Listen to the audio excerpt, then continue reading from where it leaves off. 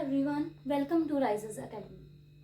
आज के इस लेक्चर में हम स्टार्ट करने वाले हैं क्लास 11 का सबसे पहला यूनिट जो है द लिविंग वर्ल्ड।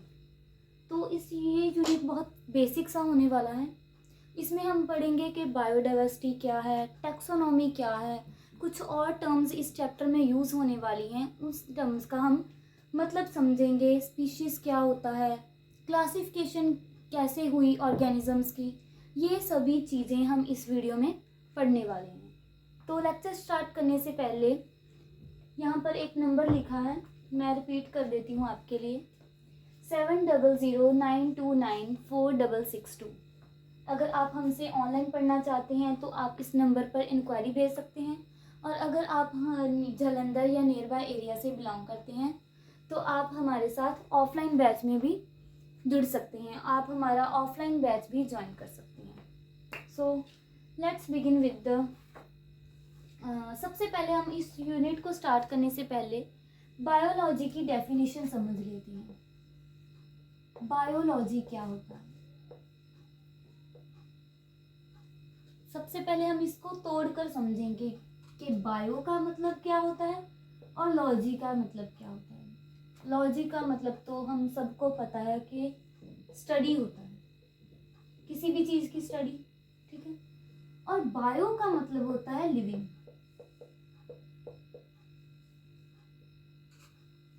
ठीक है जी। सो बायोलॉजी की फुल डेफिनेशन अगर हम लिखें तो हम लिखेंगे इट इज द साइंस, ठीक है जी, साइंस है एक तरह की, साइंस और स्टडी ऑफ लिविंग फॉर्म्स। जितने भी धरती पर जीव जंतु रहते हैं उन सभी को क्या बोलते हैं? Living forms and living processes. ठीक है जी। लिविंग प्रोसेसेस क्या होता है? जो भी प्रोसेसेस हमारे अंदर चलती हैं, जैसे कि डाइजेशन हमारे अंदर होती है, हम खाना खाते हैं, फिर उसकी डाइजेशन होती है, रेस्पिरेशन होती है, हम सांस लेते हैं, ठीक है, और उसके बाद एक्सक्रीशन होती है, एक्सक्रीशन चलती है हमारे अंदर, और रिप्रोडक्शन होती है, ठीक है। इन सभी प्रोसेसेस को हम बोलते हैं living processes. So let's start with the first topic of your syllabus which is living. What is living? तो लिविंग क्या होता है इसके बारे में हम पढ़ेंगे। इसके कुछ करैक्टरिस्टिक्स होते हैं लिविंग के, उनके बारे में हम आज समझेंगे।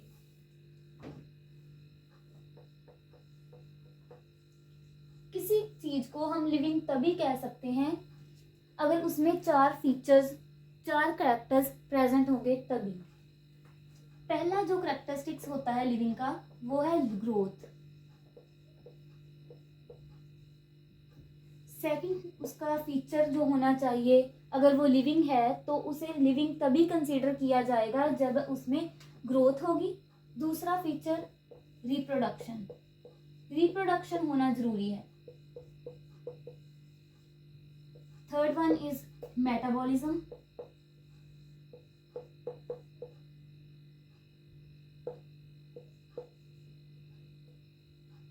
Fourth one is consciousness. Fifth one is cellular organisation. इन सभी करैक्टरिस्टिक्स को हम डिटेल बाय डिटेल पढ़ेंगे, स्टेप बाय स्टेप डिटेल में पढ़ेंगे, ठीक है।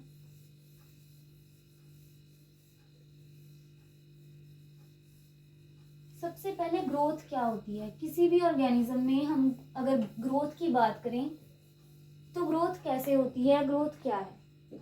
ग्रोथ की डेफिनेशन अगर हम देखें, इट इज द इंक्रीज, ठीक है, in body mass and increase in number. Body mass कैसे इंक्रीज होता है? जब किसी ऑर्गेनिज्म में ग्रोथ होती है, अगर हम प्लांट्स की बात करें, ये सॉइल है, हमने एक इसमें बीज लगा दिया प्लांट का, ये बड़ा होगा, ये कुछ इस तरह से बड़ा होगा, ठीक है। अब इसमें ग्रोथ होकर जैसे बड़ा बड़ा ट्री बन जाएगा ऐसे से, ठीक है। ये हमने देखा कि प्लांट्स में ग्रोथ इस तरह होकर वो एक ऐसा बड़ा ट्री बन जाता है। प्लांट्स में through out the life span, through out इसके पूरी लाइफ में प्लांट्स में ग्रोथ नहीं रुकती, वो हमेशा होती रहती है ग्रोथ, ठीक है। तो आगे हम देखेंगे एनिमल्स में। एनिमल्स के केसेस में ऐसा नहीं होता। एनिमल्स में एक एज आती है जिसके बाद ग्रोथ होनी बंद हो जाती है, ठीक है।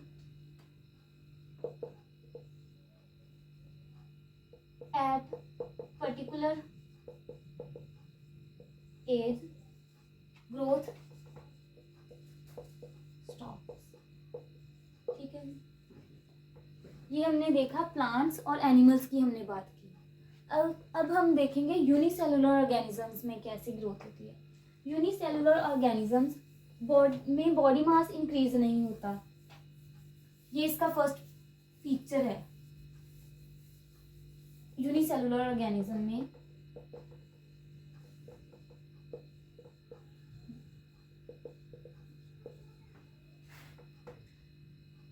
ये मान लीजिए कोई बैक्टीरिया है,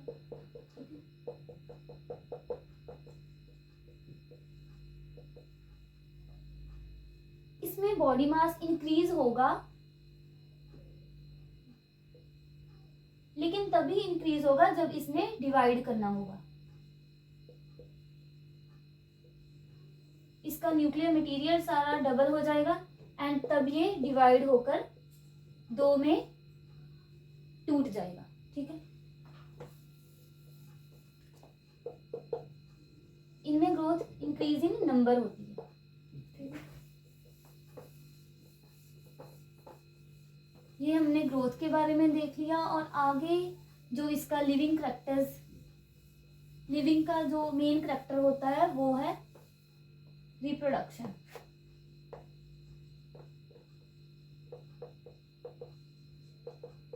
रिप्रोडक्शन क्या है? जब कोई ऑर्गेनिज्म अपने ही जैसे और बच्चे पैदा करता है उसे ही हम रिप्रोडक्शन कहते हैं। एनिमल्स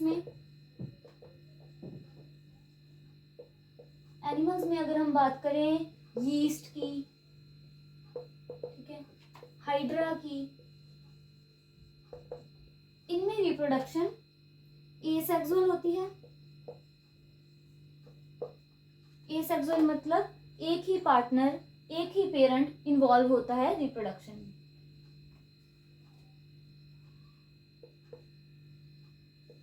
बडिंग के द्वारा इसमें रिप्रोडक्शन होती है, ठीक है।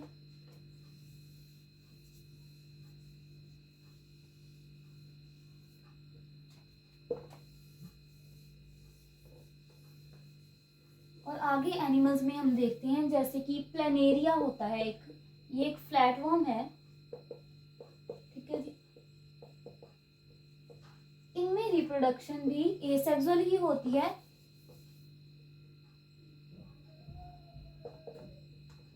Bye regeneration.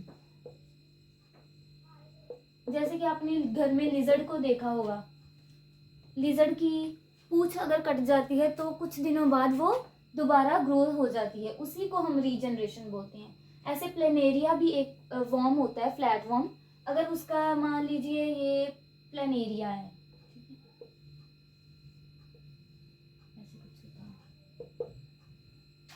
अगर इसका सर मान लीजिए कट गया तो ये दोबारा क्या करेगा, कुछ दिनों बाद इसका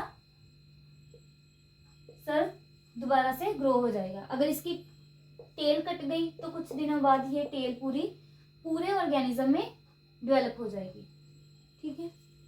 एंड ह्यूमन की अगर बात करें, ह्यूमन या कुछ और एनिमल्स भी होते हैं जिनमें सेक्सुअल रिप्रोडक्शन होती है। सेक्सुअल रिप्रोडक्शन माने दो पेरेंट्स इन्वॉल्व होती हैं, रिप्रोडक्शन होती है, उसी को हम सेक्सुअल रिप्रोडक्शन बोलते हैं। ये हमने देखा रिप्रोडक्शन। लेकिन कुछ एनिमल्स ऐसे भी होते हैं जो रिप्रोड्यूस ही नहीं करते, तो हम उन्हें कैसे लिविंग कह सकते हैं? जैसे कि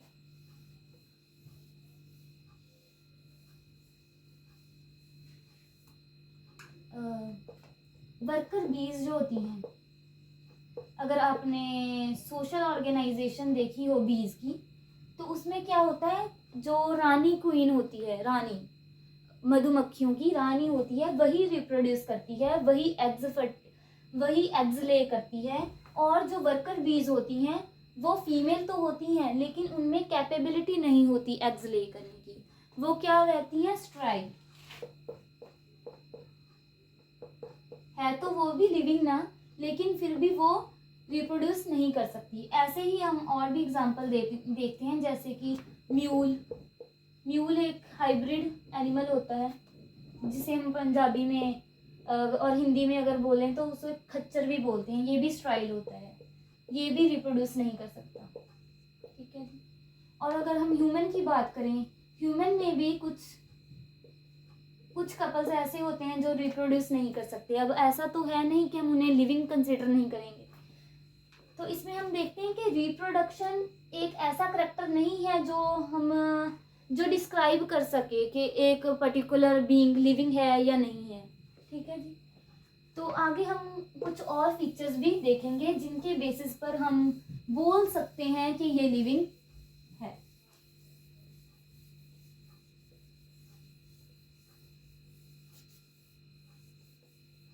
नेक्स्ट फीचर जो हम देखेंगे वो है मेटाबॉलिज्म।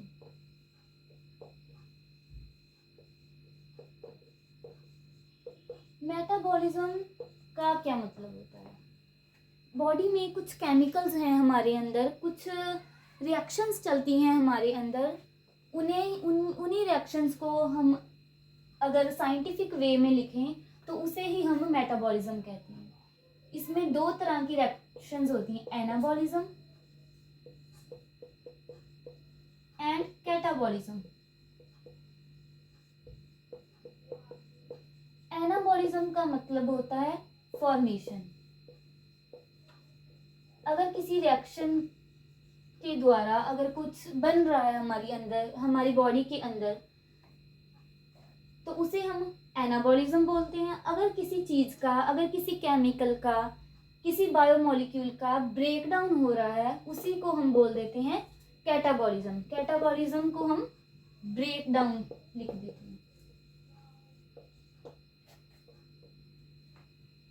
अब कुछ नॉन लिविंग थिंग्स अब हम देखते हैं, उनमें तो कोई केमिकल नहीं होता, उनके अंदर कुछ केमिकल रिएक्शंस नहीं चलती, जैसे कि हमारी बॉडी में, हमारी लिविंग बॉडी में चलती हैं।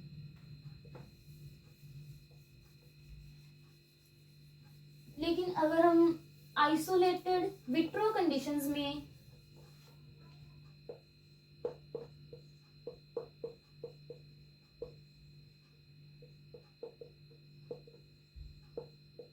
अगर हम इसी केमिकल को, किसी मिक्सचर को आइसोलेटेड कंडीशंस में लें तो उसमें क्या हो सकता है, मेटाबॉलिज्म शो कर सकता है, लेकिन ये पूरा विट्रो होता है, ठीक है। और आगे हम बात करेंगे नेक्स्ट पॉइंट जो था हमारा consciousness. Fourth point consciousness. Consciousness का मतलब होता है किसी चीज को सेंस करना और उसके बाद उसके अगेंस्ट कोई रिस्पॉन्ड करना। जैसे कि प्लांट्स में हम देखते हैं, एग्जाम्पल के थ्रू हम देखते हैं, प्लांट्स में क्या होता है, अगर मान लीजिए लाइट पड़ रही है किसी प्लांट पर, तो वो प्लांट उसी डायरेक्शन में अपने आप को बेंड कर लेता है, जैसे, ठीक है, तो वो उसी डायरेक्शन में अपने आप को बेंड कर लेता है प्लांट।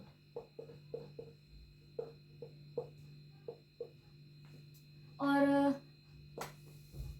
आपने ये भी देखा होगा, उस फिनोमिना को बोलते हैं फोटो पीरियोडिज्म। अभी कुछ जो प्लांट्स होते हैं वो लॉन्ग डेज में रिप्रोड्यूस करते हैं, उनमें फ्लावरिंग तब आती है जब समर्स होती हैं। अब कई प्लांट्स में ऐसा होता है कि जब विंटर्स होती हैं, शॉर्ट डेज होते हैं, उनमें वो अपने स्पोर्स प्रोड्यूस करते हैं, अपनी फ्लावरिंग उनकी तभी होती है, एक पर्टिकुलर पीरियड में ही होती है। उसे हम क्या बोलते हैं? Seasonal breeders, seasonal breeding.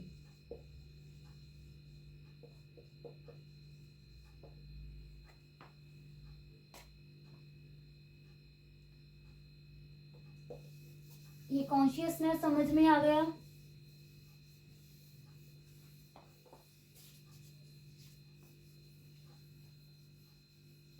And fifth point जो है हमारा सबसे मेन, वो है cellular organisation.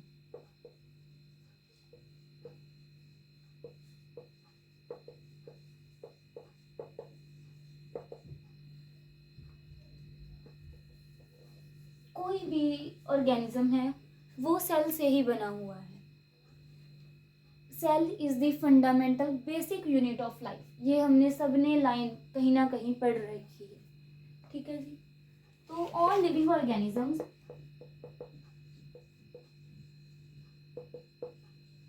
Are made up of cells. जो हमारी बॉडी में सेल्स होते हैं उनका एक पर्टिकुलर फंक्शन होता है। जैसे कि अब जो हमारी स्किन के सेल्स हैं वो बैरियर का काम करते हैं, हमारी हार्ट के सेल्स हैं वो, जिन्हें हम कार्डियक सेल्स कहते हैं, वो बीटिंग करते हैं ऐसे, ठीक है, बीटिंग करते हैं, कॉन्ट्रैक्ट करते हैं, रिलैक्स करते हैं टिश्यूज।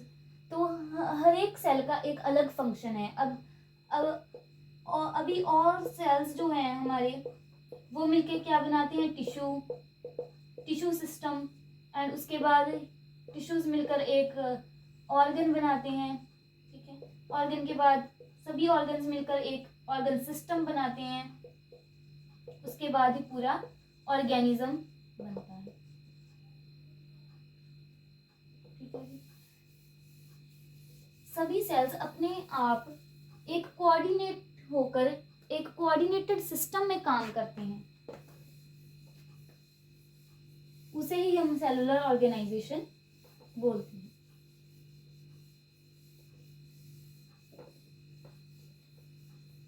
तो ये हमने पढ़ लिया कि लिविंग के क्या क्या फीचर्स हैं। पहला हमने पढ़ा growth, reproduction, consciousness, metabolism, and fifth हमने पढ़ा सेलुलर ऑर्गेनाइजेशन। तो आगे हम पढ़ेंगे बायोडाइवर्सिटी के बारे में। डाइवर्सिटी, इसका मतलब क्या है? डाइवर्सिटी का मतलब अगर हम हिंदी में देखें तो उसका मतलब है भिन्नता, ठीक है। भिन्नता मतलब वैरायटी।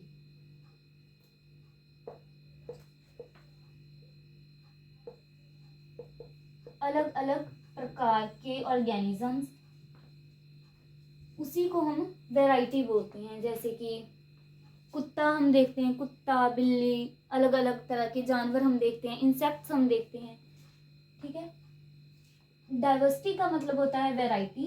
अगर इसके सामने हम बायो लगा दें तो क्या बन जाएगा? लिविंग की diversity. Living organisms, living forms जितनी भी हैं उन्हें ही हम बायोडाइवर्सिटी बोलते हैं। इनका number and variety is called biodiversity, ठीक है। अब हम देखेंगे कि अर्थ पर कितने सारे एनिमल्स हैं, ठीक है, ऑर्गेनिजम्स कितने सारे हैं। हम देखते हैं, अपने आसपास देखते हैं, डिस्कवरी चैनल अगर आप देखते हो तो आप देखते हैं कि कितनी वैरायटी है, समंदर में कितनी वैरायटी है, लैंड पर कितने सारे ऑर्गेनिजम्स हैं।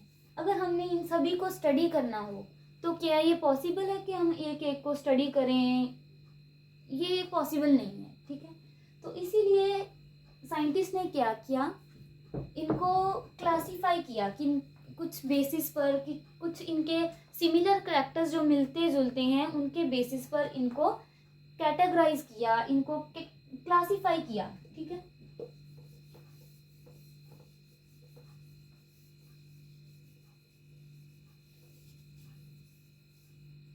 तो एनिमल्स को क्लासिफाई करने को हम बोल देते हैं क्लासिफिकेशन।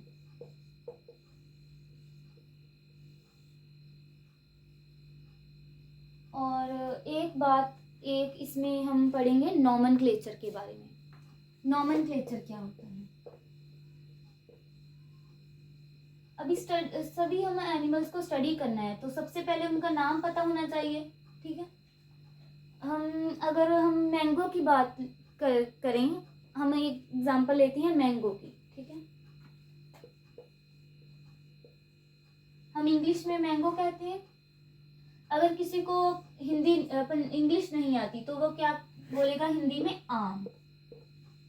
अगर हम किसी और देश में, किसी और कंट्री में चले जाएं, वहाँ इंग्लिश भी नहीं बोलते, हिंदी भी नहीं बोलते, तो वहाँ वो कुछ और लैंग्वेज में उसी फ्रूट को वो कुछ और लैंग्वेज में किसी और वर्ड से जानते होंगे। तो ये तो प्रॉब्लम वाली बात होगी ना कि किसी और कंट्री में किसी और नेम से अगर वो बोलें तो हमें तो वो समझ में ही नहीं आएगा ना कि वो किस एनिमल की, किस ऑर्गेनिज्म की, किस लिविंग बीइंग की बात कर रहे हैं। तो हमने क्या किया, सभी एनिमल्स के नेम को हमने एक स्टैंडर्ड नाम दे दिया, स्टैंडर्ड नेम। अब ये नेम पूरा यूनिवर्सल बन गया। दुनिया में किसी भी कोने में चले जाओ, अगर हमने मैंगो को साइंटिफिक नेम दे दिया, साइंटिफिक नेम होता है मैंगो का मैंजीफेरा इंडिका। अगर आप हिंदुस्तान चले जाओ, हिंदुस्तान में हैं हम, ठीक है, पाकिस्तान में चले जाओ, फ्रांस में चले जाओ, ठीक है, स्पेन चले जाओ, यूरोप चले जाओ, ठीक है, तो यूरोप किसी भी कंट्री में चले जाओ, अब उसका नाम मैंजीफेरा इंडिका ही रहेगा।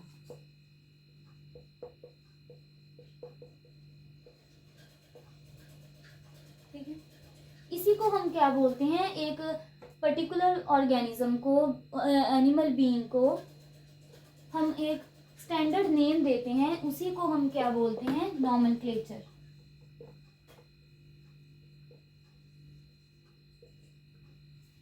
ठीक है जी। अब किसी भी चीज का जो हम नाम देते हैं उसके दो कंपोनेंट्स होते हैं नेम के।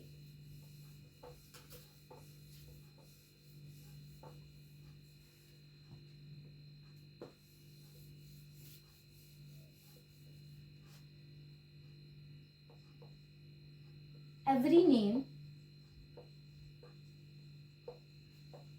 has two components. अब इस लाइन का क्या मतलब है?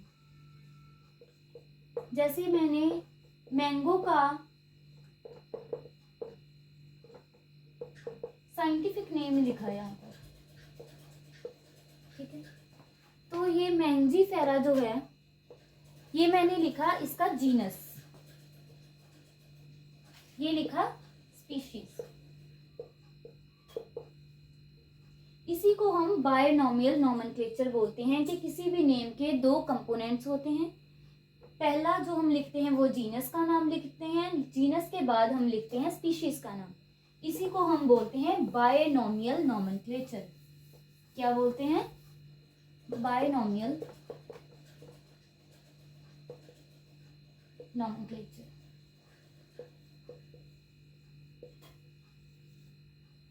ठीक है, बायनॉमियल नॉमेनक्लेचर लिखने के मतलब किसी चीज का हम अगर नाम लिख रहे हैं तो उसके कुछ रूल्स होते हैं। अब वो हम रूल्स देखेंगे कि कौन कौन से रूल्स हैं किसी नेम को लिखने के लिए। सबसे पहला रूल, सबसे पहले हम अगर किसी का नाम लिख रहे हैं तो हम पहले जीनस का नाम लिखेंगे, उसके बाद स्पीशीज का लिखेंगे। ऐसा नहीं हम लिख सकते कि पहले स्पीशीज का नाम लिख दिया उसके बाद हमने जीनस का लिख दिया, ये गलत तरीका है, ये हमने ऐसा नहीं लिखना। सेकंड पॉइंट जो होता है, जीनस का नाम अगर हम लिखें तो वो हमेशा कैपिटल लेटर्स में होना चाहिए।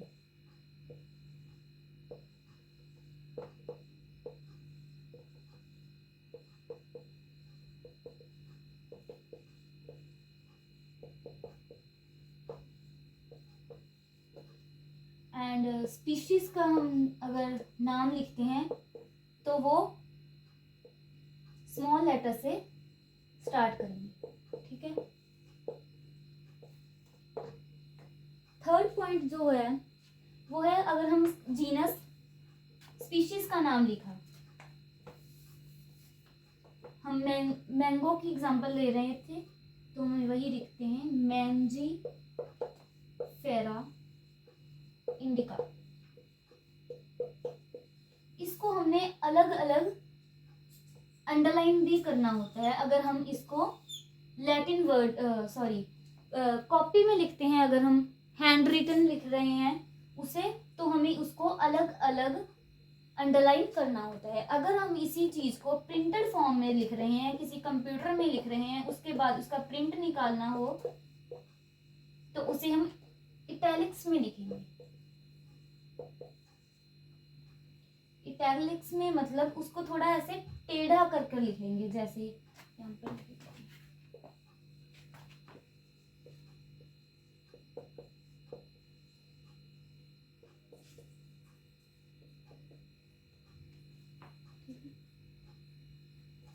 तो ये 4 रूल्स थे हमारे बायनॉमियल नोमेनक्लेचर के।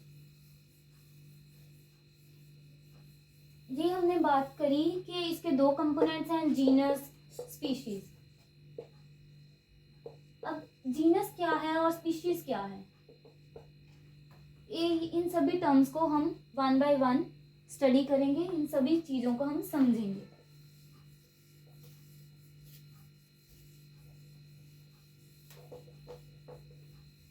पहली चीज हमने देखा कि हम क्लासिफाई करेंगे सबसे पहले, राइट। क्लासिफाई करने के लिए हमें कुछ रैंक्स चाहिए, जिन रैंक्स में हम इन ऑर्गेनिजम्स को रखेंगे।